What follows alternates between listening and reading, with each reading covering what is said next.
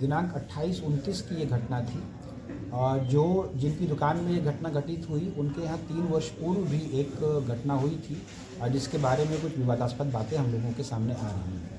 Media के माध्यम से 2 चीज़ें आई थी। पहला कि उस दुकानदार के द्वारा, और दूसरा स्थानीय थाने के द्वारा जो संदिग्ध थे, उनको पहले दुकानदार द्वारा ही संदिग्ध बताया गया और उस व्यक्ति द्वारा मारपीट की बात मीडिया के माध्यम से हम लोगों के सामने आई थी।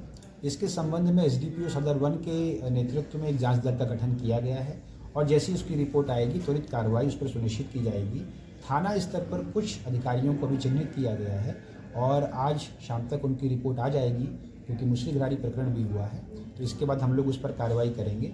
एक बात इसमें प्रथम दृष्टया हम लोगों को क्लियर लग रही है कि जो एक व्यक्ति पीड़ित है, जो सबसे पहले आया, संभवतः उसको दुकानदार के द्वारा कुछ मारपीट की गई और उस मारपीट के बाद भयवश उसने कुछ बातें स्वीकार की होंगी, लेकिन अग्रिम अनुसंधान में जैसे ही कोई एविडेंस नहीं था, वैसे ही उन लोगों को बरी कर दिया गया।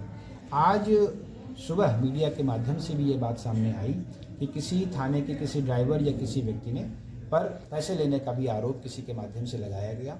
उस संबंध में संबंधित व्यक्ति का एक और लिखित और वीडियो प्राप्त हुआ है, जिसमें उनका कहना है कि ऐसी घटना नहीं हुई है।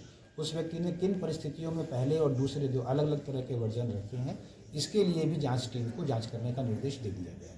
सर, प्राइवेट पार्ट में पेट्रोल डालने की इस तरह की बात सामने आई थी। उसमें जो पहले जो डॉक्टर थे, जिनके यहाँ से रेफ़र किया गया था, उनकी तरफ से ये बात आई थी, जो थाने के माध्यम से आया कि वहाँ पर वो फिट थे, लेकिन जो उनकी मेडिकल रिपोर्ट्स हैं पहले डॉक्टर की, सदर हॉस्पिटल और जहाँ रेफरल हुआ है, उन सभी के माध्यम से हम लोग जो जांच रिपोर्ट में आएगा उसके विरुद्ध भी सख्त से सख्त कार्रवाई करेंगे।